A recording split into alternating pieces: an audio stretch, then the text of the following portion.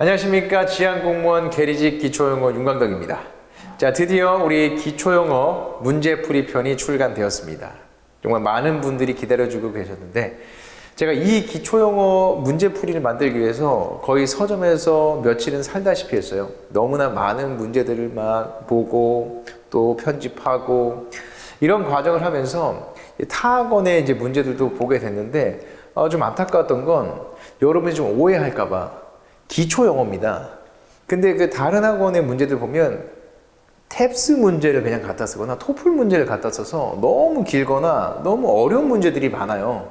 심지어 그냥 이전에 있었던 문제들 있죠. 뭐 계리직 이전에 기출 문제들을 그냥 뭉탱이로 뒤에 붙여 넣어서 여러분들이 그걸 혹시라도 공부할까봐 절대 그 문제 안 나옵니다. 꼭 기억해 주십시오. 알다시피 생활영어라고 분명히 명시했어요. 이번에 공문에서.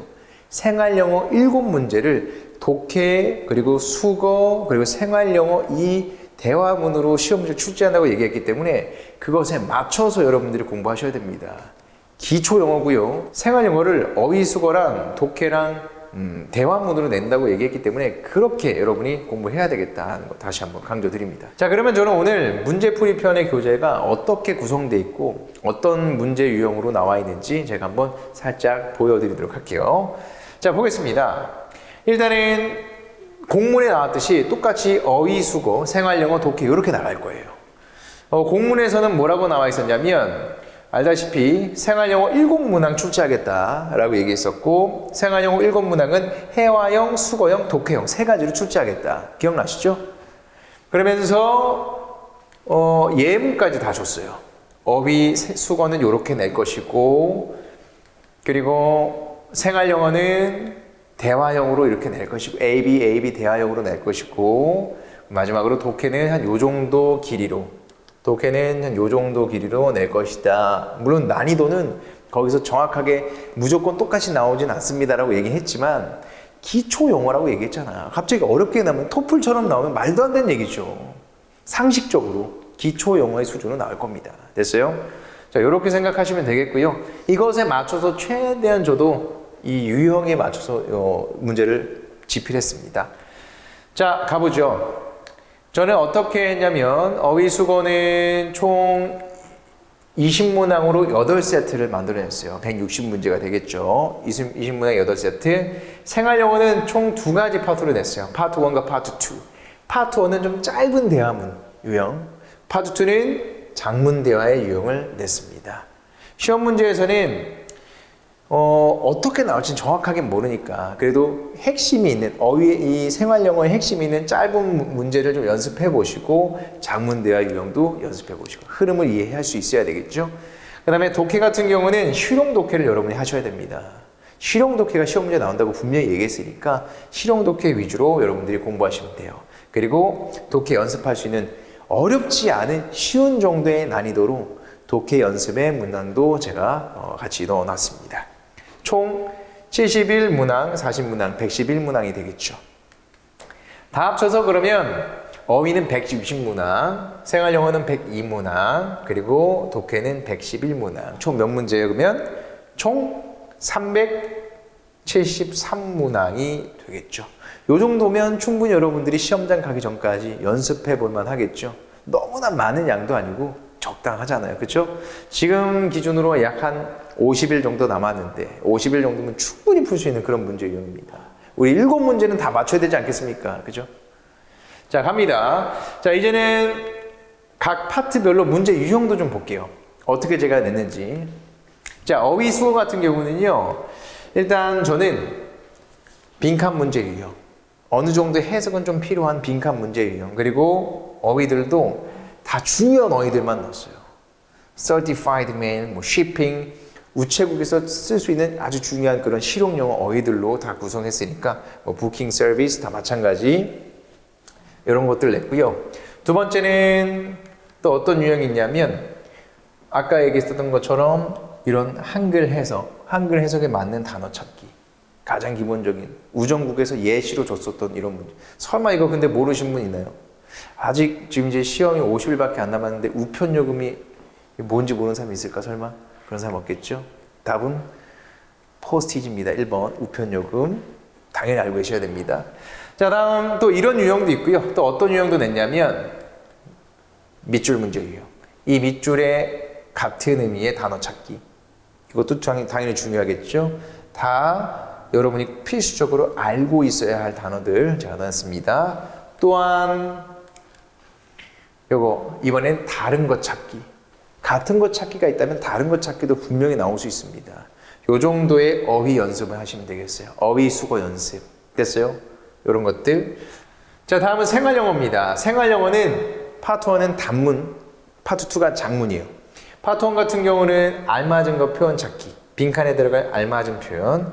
혹은 빈칸에 들어갈 수 없는 것. 빈칸에 들어갈 수 없는 표현 찾기. 들어갈 수 있는 것, 들어갈 수 없는 것. 당연히 나올 수 있겠죠. 이런 표현들을 여러분들이 모르면 이 흐름을 모르면 풀 수 없는 겁니다. 이거 연습을 많이 하셔야 돼요. 이런 것들 해야지만이 나중에 장문도 이런 것들 풀 수 있는 겁니다. 흐름을 이해하면서 앞뒤 맥락 보면서 여러분들이 빈칸에 들어갈 것을 찾아주는 것이죠. 그래서 문제도 5번에 들어갈 것 찾기, 6번에 들어갈 것 찾기, 들어갈 수 없는 것 찾기, 들어갈 수 있는 것 찾기 이런 것들을 다 만들어냈으니까 연습하시면 되겠어요.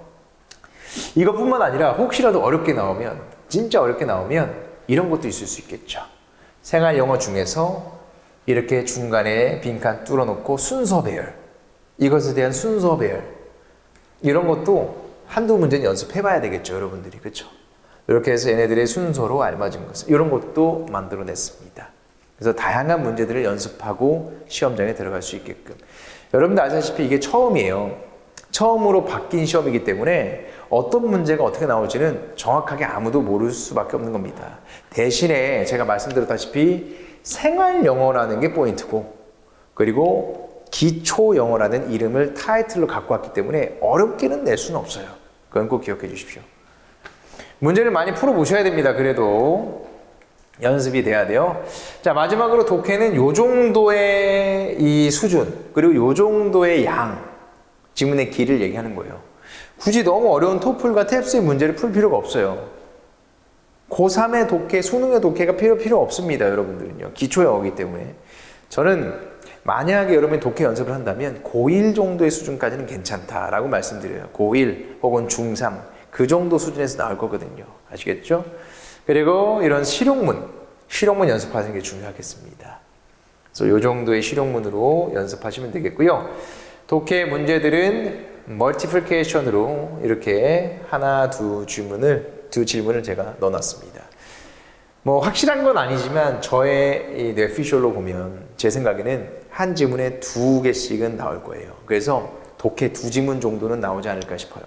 독해 2지문에 4문항, 그리고 생활영어 한 2문항, 그리고 어휘수고 1문항, 이렇게 해서 총 7문제가 나오지 않을까라는 생각을 하고 있습니다. 자, 이렇게 독해까지 연습을 하시면 되겠고요. 파트 2 같은 경우는 독해 연습이에요. 그래서 이거는 여러분들이 너무 어려운 독해 말고 독해 연습용으로 풀 수 있는 그런 문제들까지도 다 넣었어요. 그리고 답도 다 이런 식으로 정답과 해석과 어휘까지 다 정리해 놨으니까 여러분들이 문제 풀고 이제 확인해 볼 수 있게끔. 아까 생활영어 같은 경우도 답을 이제 해서 그리고 어디서 답이 나오는지까지도 제가 이렇게 표시해 놨습니다. 이런 것들 이용해서 혼자 공부하시는 분들, 강의 들을 시간이 없어서 어쩔 수 없이 이제 혼자 공부하시는 분도 있을 거 아닙니까? 그러신 분들은 이런 것들 이용해서 이제 공부하시면 되겠습니다. 자, 이렇게 해서 저의 오리엔테이션은 다 맞출 수 있도록 하고요. 제일 중요한 건 지금 여러분들은 7문제를 다 맞춰내는 거예요. 그러면 훨씬 더 여러분이 남은 그 커말 문제들, 어려운 그 커말 문제에서 어느 정도 여러분들이 메이크업 할 수 있는 점수가 생겨나는 겁니다. 그리고 합격 점수까지 올라갈 수 있는 것이고요. 아시겠죠? 자, 끝까지 노력해 주시고요. 50일밖에 안 남았습니다. 지금 이 현재 이 상황에서는요. 50일, 30일, 얼마의 시간이 남았든 최선을 다해서 끝까지 여러분들이 노력해 주는 게 가장 중요할 것 같습니다. 지금 대부분 이 계리직 기초영어를 공부하시는 분들이, 이 계리직을 공부하시는 분들이 중고등학생은 아니잖아요. 일반적으로 다 저와 비슷한 나이 또래이시거나 더 많으신 분들, 즉 인생 2막에서 이 준비하신 분들이 많으실 텐데 여러분의 도전을 저는 정말로 아주 진심으로 응원하고 있습니다. 지금 여러분 시점에서 뭔가를 해내는 거 정말 엄청나게 의미가 있는 것 같거든요.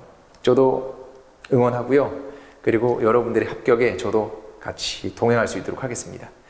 최선을 다해서 이번 시험 모두가 다 좋은 결과를 갖길 바랍니다. 여기까지 하겠습니다. 수고하셨습니다.